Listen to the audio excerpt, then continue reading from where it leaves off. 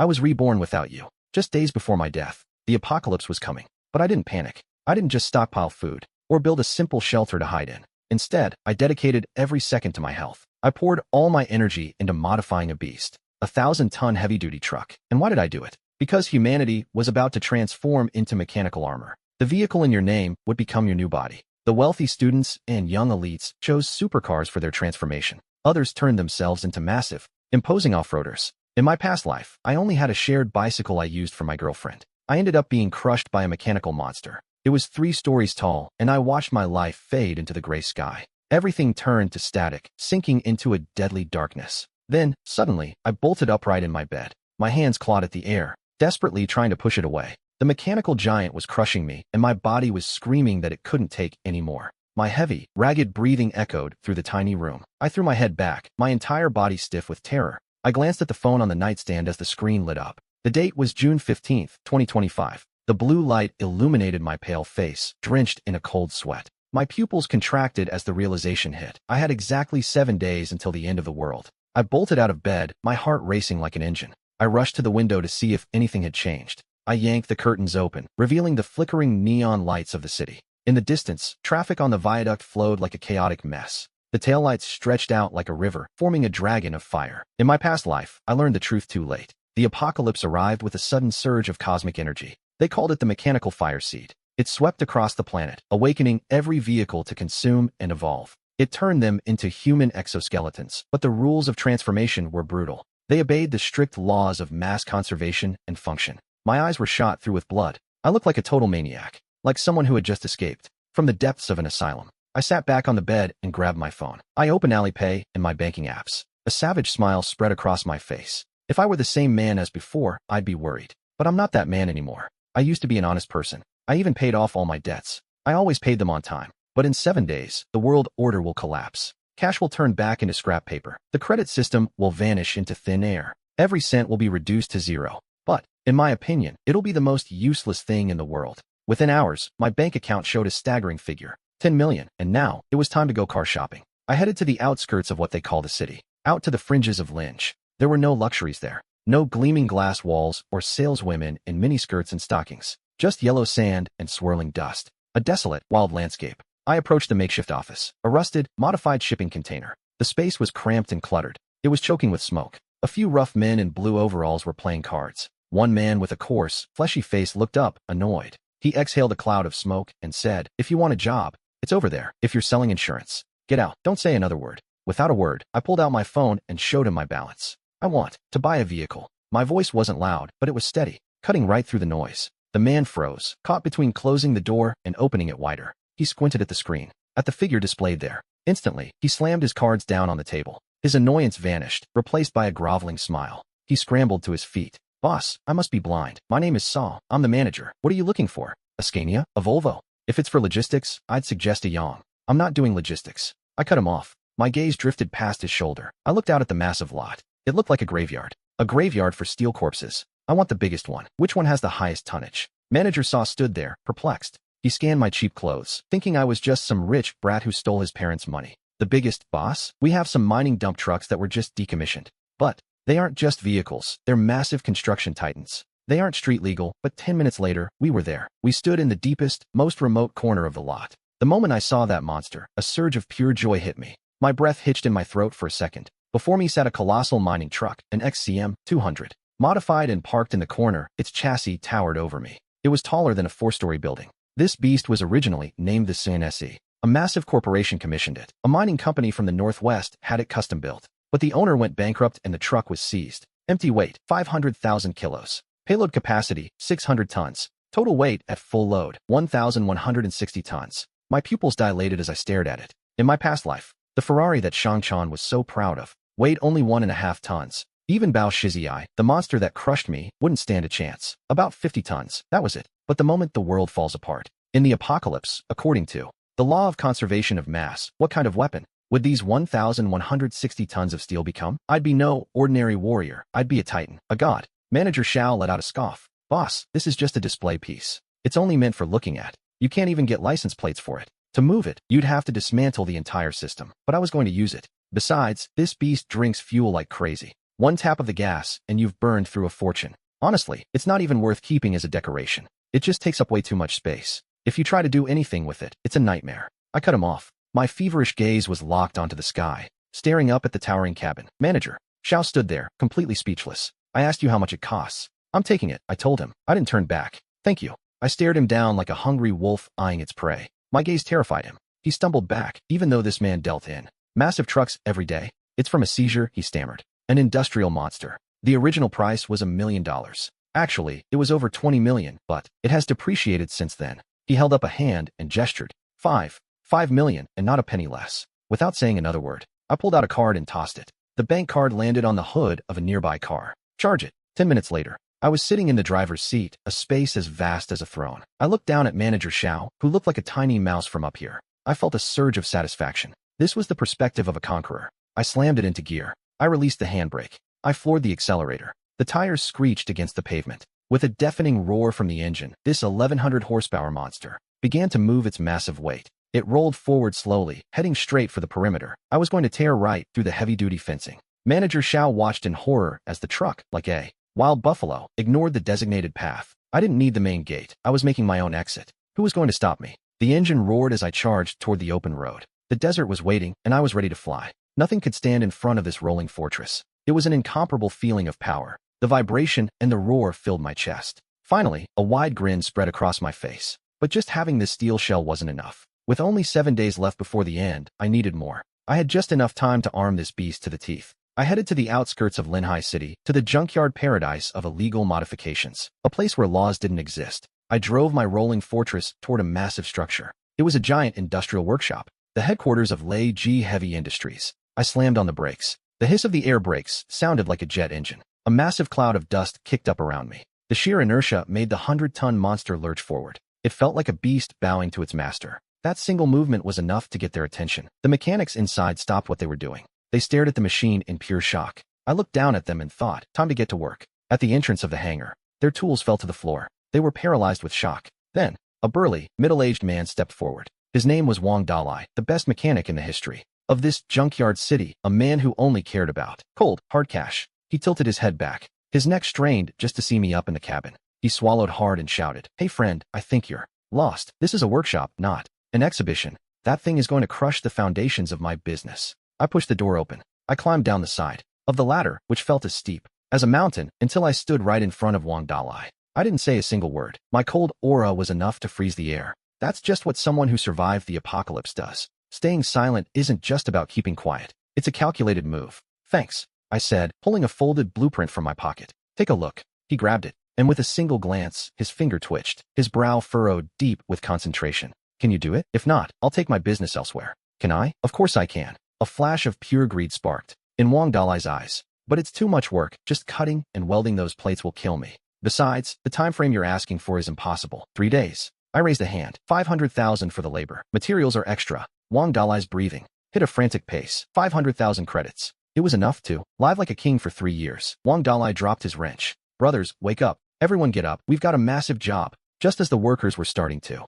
toil away with newfound fervor, the roar of a high-performance engine echoed at the entrance as a red Ferrari SF90 thundered into the yard. The door swung open. A foot wearing a limited edition Air Jordan stepped out, followed by a young man in sunglasses and designer clothes. It was Shang-san, the same Shang-san from my past life, the one who, at the start of the apocalypse, turned his sports car into a suit of agile armor. He stole the only thing I had left and threw me to the zombies. The rich kid who always mocked me for being a delivery boy, riding a cheap shared bike, but not this time. Right now, I felt strangely calm, standing in the shadow of a giant tire, like a leopard lying in wait. I watched that stuffed turkey with cold, predatory eyes. Shang-san acted like he was about to meet the president of the republic. He took off his glasses, covered his nose in disgust, and spoke. He looked at Wang Dali and barked, "Hey, old man. My spoiler is here, and the nitro system too. Max it out for the club race. I have to win the supercar division this time." Wang Dali gave a flattering smile. "It's already here, young Master Shang. It's pure carbon fiber, just like the ones they use in F1.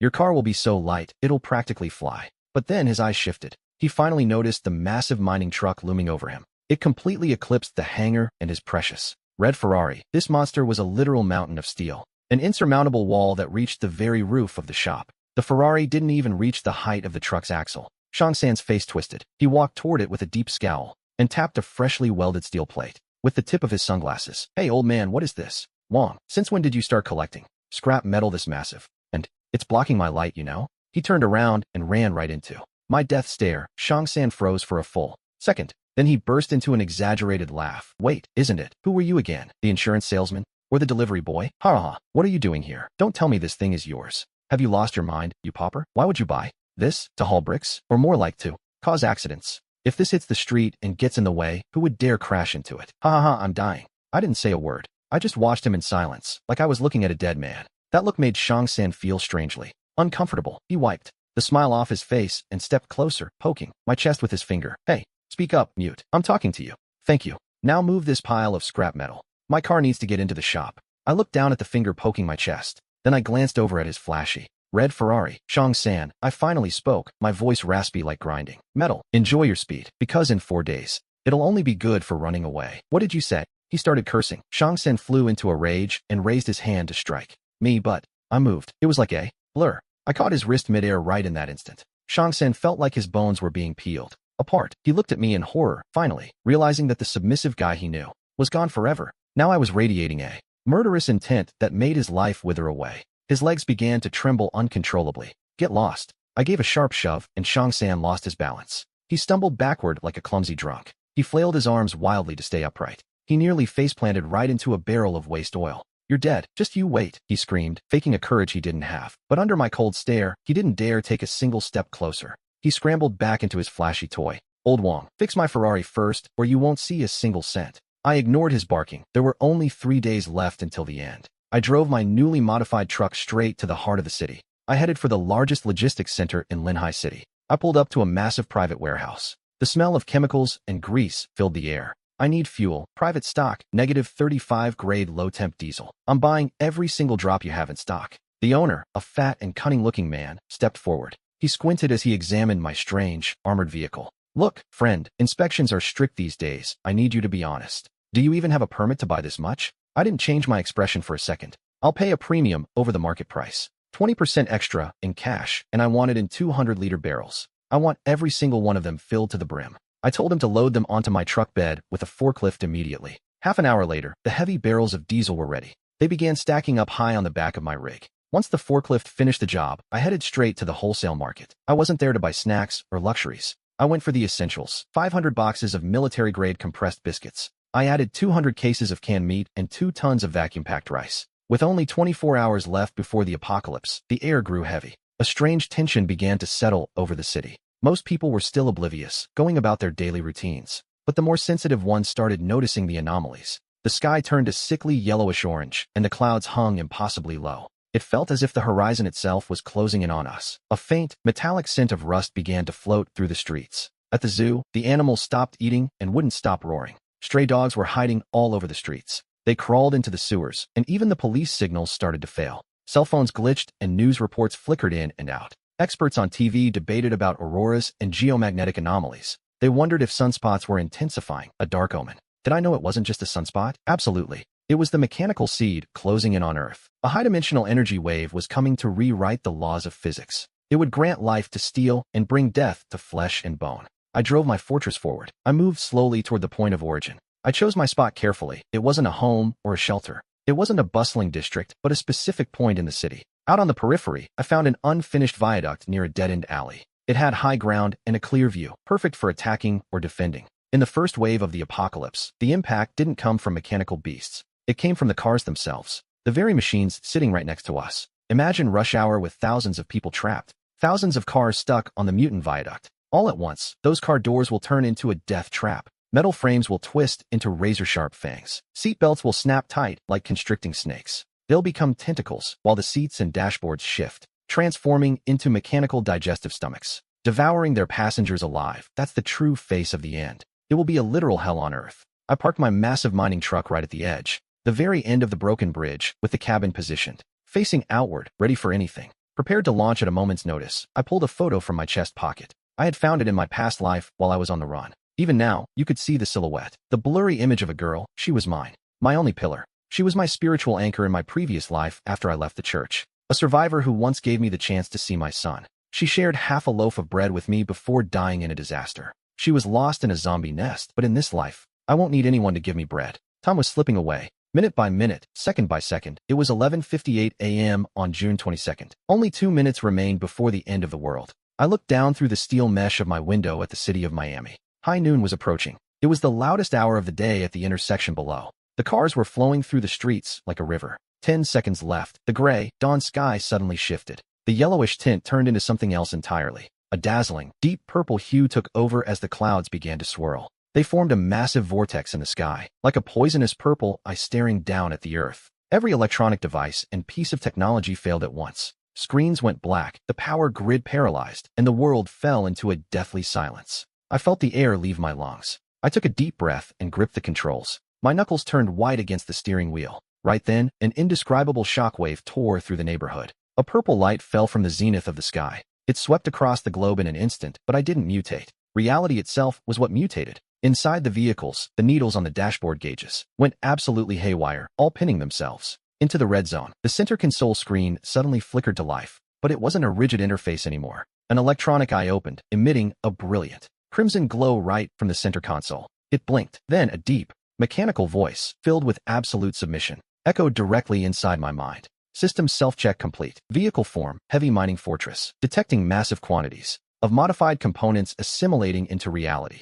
Mecha Fortress, Tyrant, awaits your orders. I stared into that glowing red electronic eye, a smirk spreading across my face. Time to work, partner. I shoved the lever forward with all my might, and the massive chassis lurched. The black beast roared to life with a crushing aura, lunging toward the hellish intersection. In that exact moment, I felt myself disappearing. Or rather, my nervous system extended infinitely. My optic nerves no longer limited to my eyes, but wired into 4 armored HD infrared headlights and the panoramic roof radar. My skin was no longer a fragile epidermis, but a cold, thick layer of plating. Special reactive armor steel plates covered me, and my heart had become that roaring 3,650 horsepower diesel engine. Every piston stroke felt like a powerful heartbeat. This was mechanization, not just driving, but a total fusion. A waterfall of data cascaded across my vision, not from any existing OS, but the awakened consciousness of this steel monster projecting directly onto my retina. I couldn't help but let out a groan. This sensation of absolute control, compared to the flimsy bicycle frame that fell apart in my past life,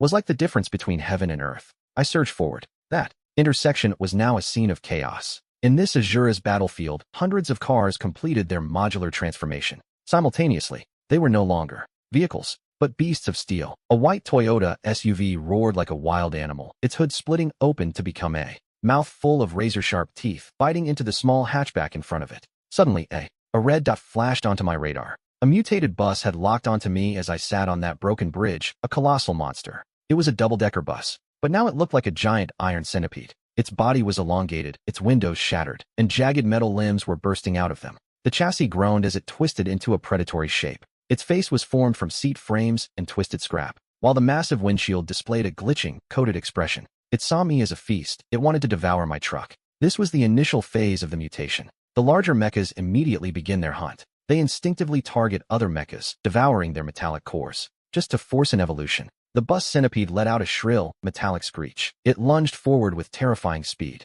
charging frantically up the ramp of the broken bridge toward me. Dozens of metal appendages tore at the ground, kicking up a storm of sparks. Inside the beast, I could still see dozens of people trapped, zombified passengers, twitching as the machine consumed the last of their lives. They looked like parasites, but I did nothing. I just watched in silence. The centipede lunged forward just as the vehicle's frame shifted. The bus unhinged its massive iron jaws, opening wide enough to swallow a whole car. It was ready to tear me apart bolt by bolt. Just as it was about to graze my truck's bumper, I finally released the brake and felt the beast shift. My tyrant fortress began to move slowly. It stood its ground against that terrifying monster, a massive wall of steel spanning over 1,000 meters. Thousands of tons of pure destruction. Sudden acceleration wasn't even necessary. All it had to do was roll forward. Even at 10 miles per hour, its kinetic energy was astronomical. It was pure destructive force as the bus tried to land a desperate ramming blow. The centipede slammed directly into my V-shaped bumper. In an instant, its entire front end buckled. I kept driving. I steered the fortress directly over the creature. The entire body of the bus was caught underneath. My massive, towering wheels rolled over it without a shred of mercy. I felt the frame buckle and flatten beneath me. It was nothing more than a pile of scrap metal now. I gripped the wheel and turned hard. The colossal weight of the fortress traced an imposing curve at the end of the bridge. Dust and debris roared into the air as I descended. I headed down the ramp. My target was clear. I was heading straight for the city center, where a meeting with an old friend awaited me. The intersection was no longer a place for humans. It had become an arena of cold, hard steel. This was the end of the line for the week. In the heart of the city of Caceres, a flash of crimson caught my eye. Shang Tsung's Ferrari SF90 had transformed completely. It no longer hugged the asphalt. It had risen. It had become a humanoid mecha standing 4 meters tall. That was the signature trait of the supercar-type mechas. They could take on a lifelike form. A complete humanoid shape from the very start, its body a deep crimson. The aerodynamic armor shimmered with a sinister light under the sun. Its wheels had shifted into thrusters on its shoulders and legs.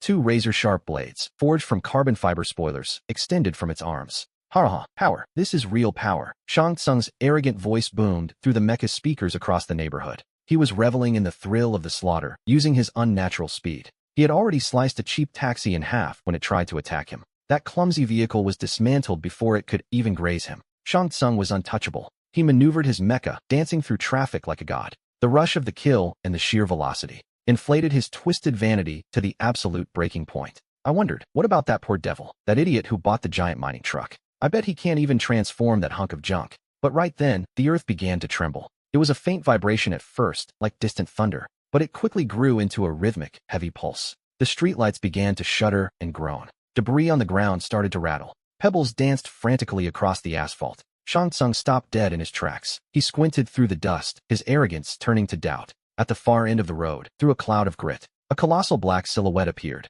My fortress didn't transform into a humanoid. It was far too massive for that. A human shape would only restrict its true power. It stayed in vehicle form, a beast taller than a 4-story building. It was so wide it choked the entire avenue. I didn't need to dodge. I didn't need to maneuver. I simply drove forward. Every abandoned car and mutated mecha I touched was swatted aside like a fly. They were launched into the air as I crushed the very earth. In an instant, inside Shang Tsung's electronic eye, an incredible flow of data began to stream. He blinked, unable to believe the readings on his HUD. Even with the change in form, he recognized that silhouette. It was ugly, gargantuan, and terrifying. It was a nightmare made of moving metal. How could a mountain of iron move with such speed? Envy began to boil over inside his chest. Fear flooded his mind as he gripped the controls. His red lightning roared, thrusters spitting blue flames. He pushed the machine to its absolute limit. The red mecha groaned under the extreme pressure. It became nothing more than a crimson blur. A mirage of steel cutting through the dust. Was he really going to risk an all-out collision? In a mere 2 seconds, he cleared 100 meters of scorched earth. He raised his high-frequency carbon fiber blade. He leveled the weapon with murderous intent. He was aiming directly for my side tire. He was going for the truck's wheels. His tactic was clear, a direct, aggressive strike. He wanted to take out my legs. I watched him make his move, and I had to admit, it was impressive. If he succeeded, I'd be completely at his mercy. I watched the red dot closing in on the corner of my radar. He was pushing for even more speed. The indicator on my screen was flickering with dizzying intensity. But to me, it was like watching a fly buzzing around. A fly trying to stop a freight train. I thought, not a bad speed for a bug. His blade gleamed with a blood-red light. Then, the impact of the strike echoed through the air. A sharp, screeching metallic crunch followed. But the scene of cutting through me like butter that Shang Tsung imagined never happened. His high-frequency blade was supposed to be unstoppable. Instead, it slammed hard. It hit the 20-centimeter anti-explosion chain mesh covering my chassis. Sparks erupted near the tire, and in the very next second, Shang Tsung's blade snapped clean in half. His eyes flew open in pure horror. Before he could even think about retreating, I made my move. A massive recoil force surged through the entire city block.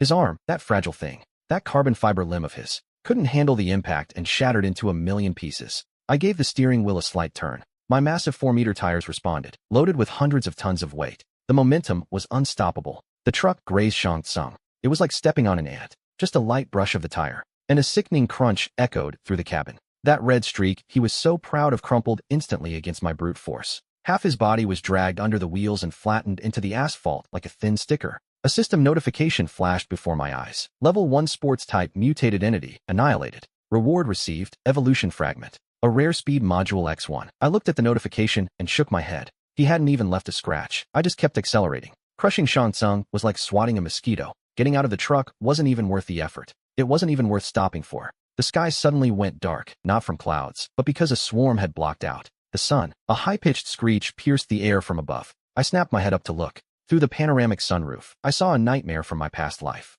Steel griffins, a type of flying mechanical beast. They were fused together from passenger planes and helicopters. Even swarms of drones were part of them. They were massive. They descended like a plague, casting a shadow over the ruins. Watching from the clouds, their eyes were locked on. Their target was the fortress, the tyrant fortress moving across the land. Just then, the ground shook with even more violence. At the end of the street, the pavement split wide open, and then, a giant head emerged. It was covered in scales. As a head shaped like an excavator blade emerged, my expression finally turned serious. That business with Shang Tsung? That was just the appetizer. Now, the real banquet of the apocalypse had just been served. I reached out and pressed down hard on a red button on the console. Behind the hopper of the massive truck, a dual 30mm automatic turret was revealed. It was top-tier weaponry that cost me a fortune. I originally sourced it from the black market. I licked my lips, my eyes burning with a wild urge to fight. Let me show you why caliber is the only truth. 3 steel griffins, circling in the clear sky. They clearly underestimated the anti-aircraft capabilities of this black steel beast. They retracted their mechanical wings and dove toward me in formation. Their ventral acid compartments slid open. Corrosive liquid churned inside. A toxic green glow, ready to be unleashed. I sat in the cabin, watching. The holographic screen flickered to life in front of me. 3 red, targeting reticles, locked onto the aerial targets. I squeezed the trigger gently. That little red button, right on the joystick. A terrifying sound erupted, like a giant piece of canvas being ripped apart. It echoed through the wasteland immediately. A storm of metal, thousands of rounds per minute. 200-meter-long jets of fire erupted from the back of the truck. Tracer rounds poured out from the hopper. Orange streaks drew 2 deadly lines across the somber sky. The first one, the griffin that dared to lead the charge. It didn't even have time to dodge. The beast just exploded in midair. A brilliant, artificial firework of flesh and metal. Countless burning fragments rained down like a storm of embers. They slammed into the rusted, abandoned cars below. I watched the carnage, my expression remaining cold and impassive. With a slight flick of my wrist, I tilted the joystick to the left.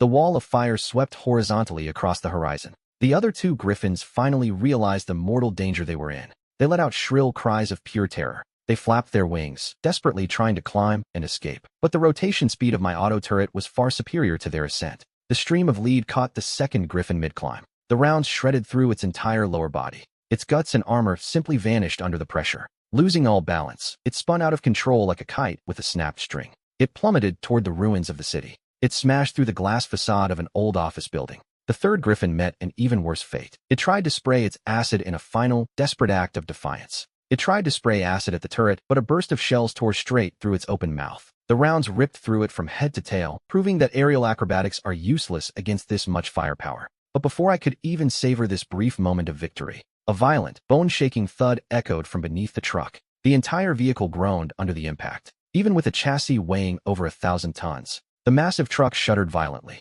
The asphalt beneath me rippled like water and peeled away instantly. The monster that had been stalking us from the shadows finally decided to show its face. It had been lurking deep underground all week, waiting for this exact moment. It was a mutated heavy excavator, a mechanical nightmare turned flesh. A massive, rusted beast of steel and hunger. It erupted from the earth right alongside the truck. The sheer force of its emergence sent debris flying everywhere. It opened its jagged steel maw wide. It lunged forward like a predator, striking its prey. It clamped its jaws onto the Ford's rear left wheel with crushing force. A sickening crack echoed through the cabin as the metal buckled. Sparks and shrapnel sprayed in every direction. If this were a normal truck, that would have been the end of it. The damage would have been impossible to repair. That bite would have snapped a standard axle, but it hit the wheel instead. It slammed right into the anti-explosion chain armor that I had specifically installed, measuring several centimeters thick. The excavator's bucket got snagged on the iron treads, letting out a horrific, ear-piercing screech as it ground to a halt, and I glanced at the rearview mirror. The metal was weathered by sun and wind.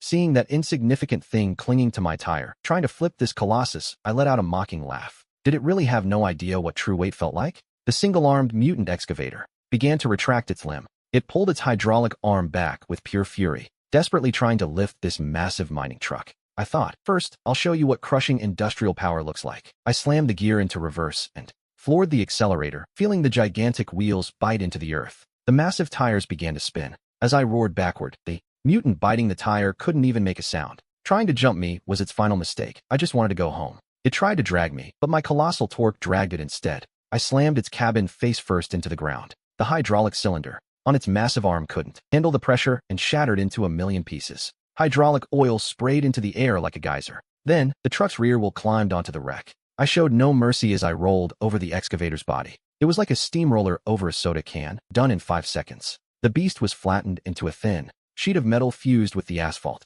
A system notification popped up. Level 2 construction mutant eliminated. High strength alloy plus. 200 obtained. Core automatically absorbed. I stopped the truck and shifted back into first gear. A half-meter deep dent was left in the pavement, along with a pile of scrap. In this world, the only thing that could move me would have to be heavier than I am, and for now, it doesn't exist. The battle was over. The intersection fell into a heavy silence. In that deathly quiet, the 24 men from the Church of St. John watched me. Low-level mutants that used to be the biggest threats in history were scattered everywhere. The ones that used to rule these streets were now trembling on the ground, or fleeing in absolute terror. I didn't care about them. I didn't even bother to look. Ignoring that trash, I fixed my gaze on the wreckage of the destroyed machine. In the apocalypse, killing isn't the hard part. Killing isn't even the goal, it's the resources. Those materials are the only thing that truly matters for survival. I pressed a button on my control panel to select an option. The signal echoed through the ruins of the city. Several mechanical tentacles emerged from the sides of my vehicle. They were repair arms I had installed back at the workshop.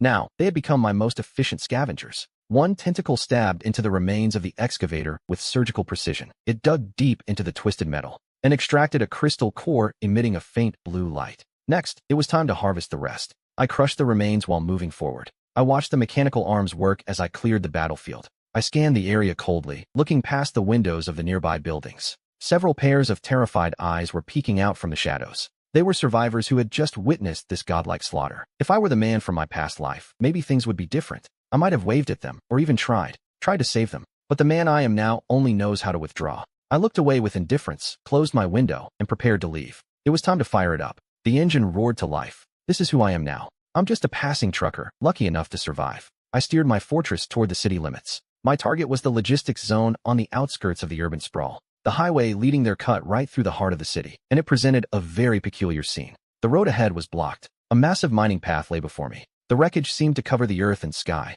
I pushed forward like an icebreaker, tossing everything aside. Without a shred of mercy, I cleared the low-level zombie vehicles blocking my path. One by one, they were swept away. 200 meters behind me, a small convoy, followed with extreme caution. 3 private cars and a van maintained an absolutely safe distance, not daring to get close. They were careful not to cross the line. They didn't want to anger the monster in front, but they couldn't afford to fall behind and lose my protection. I had detected these followers on my rear radar long ago. I didn't drive them away because they weren't a threat. They weren't costing me anything. In fact, they served a purpose. I watched them in the rearview mirror, knowing they'd be the first to hit if something attacked from behind. Could they be the perfect alarm system? My convoy finally reached the outskirts of the city. I arrived at the massive bridge, the only way out of town. But at this stage, society hadn't exactly become a paradise. The entrance was completely blocked by over a dozen trucks. Light planes and crudely modified SUVs obstructed the path. Thugs with shotguns and axes stood on the roofs, their faces twisted with malice. "Stop! Pull over right now!" A bald man shouted from the top of a pickup truck.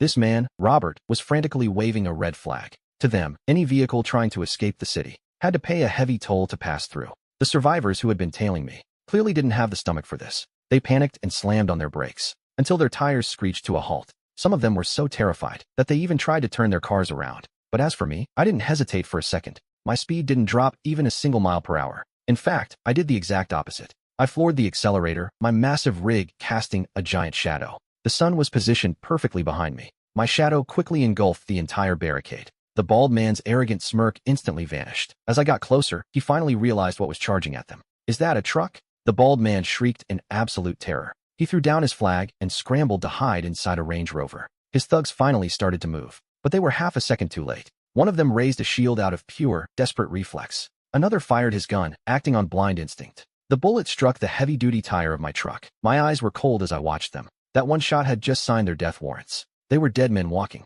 The massive steel plow on the front of my truck was ready. The V-shaped ram slammed into their line with a thunderous crash. I plowed through the barricade like it was made of cardboard. I smashed through the barricade of pickup trucks. I hit the SUVs like a bowling ball. I crashed right into the middle of their defensive line. The bald man didn't even have time to find his friend before he was swept off the street. He never made it inside his car. It was a total disaster. The shockwave of the impact sent him flying through the air. He slammed hard against the concrete wall. He tumbled over the guardrail like a rag doll. His fate sealed. He disappeared into the darkness on the other side of the bridge. Up ahead, I spotted an abandoned service area. I finally gripped the wheel and turned off the road. The students behind me had never seen anything like this. Nothing could have prepared them. I needed to stop for a moment, not to rest, but to process the data from the cores I had just absorbed. And while I was at it, I had to deal with my followers. The small cars trailing behind me came to a halt as well. They stopped immediately, but they didn't dare get any closer. They stopped 50 meters back. Their doors swung open and several people stepped out, trembling. A middle-aged man in a suit stood there, clutching